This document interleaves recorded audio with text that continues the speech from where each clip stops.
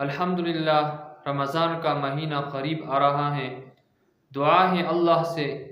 کہ اللہ جل شانہ ہمیں بھی اس مبارک مہینہ میں حصہ نصیب فرمائے،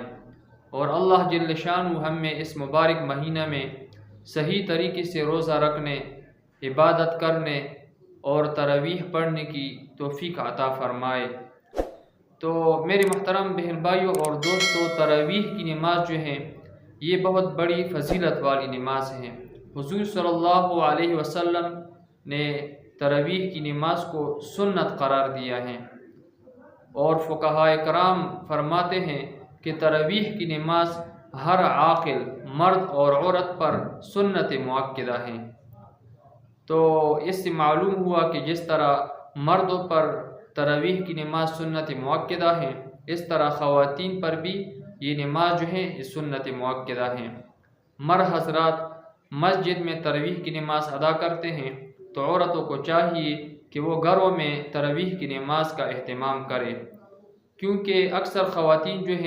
معمولی سی بہانے کی وجہ سے تراویح کی نماز چھوڑ دیتے ہیں،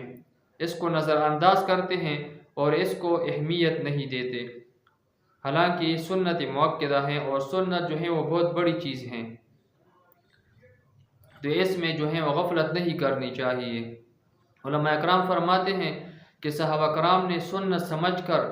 نبی علیہ السلام کے سنت کو وہ اپنایا، اور ہم نے سنت سمجھ کر اس کو چھوڑ دیا۔ فرماتے ہیں کہ یہ سنت ہے، بہت بڑی بات تو نہیں ہے، حالانکہ سنت یہ بھی بہت بڑی چیز ہے۔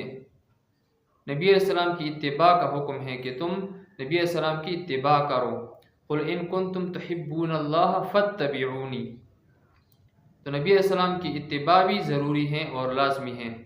تو اس لیے ہمیں ان تراویح کی نماز کا اہتمام کرنا چاہیے،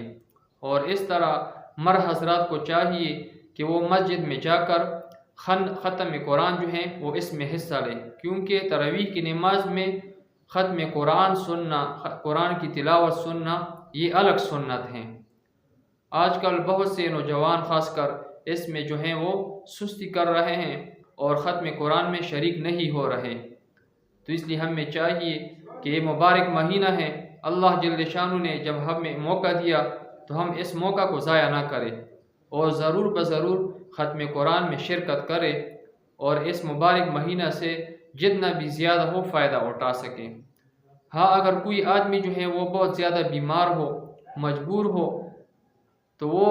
اس کے لیے بھی علماء فرماتے ہیں کہ اگر وہ مسجد جا سکتا ہے، اگر کھڑا نہیں ہو سکتا تو وہ بیٹھ کر تراویح نماز پڑھے،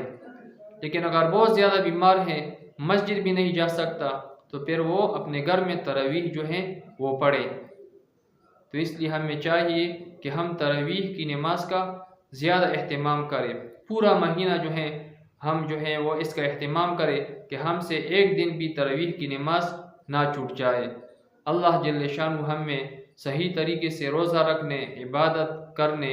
اور تراویح کی نماز صحیح طریقے سے پڑھنے کی توفیق عطا فرمائے، آمین۔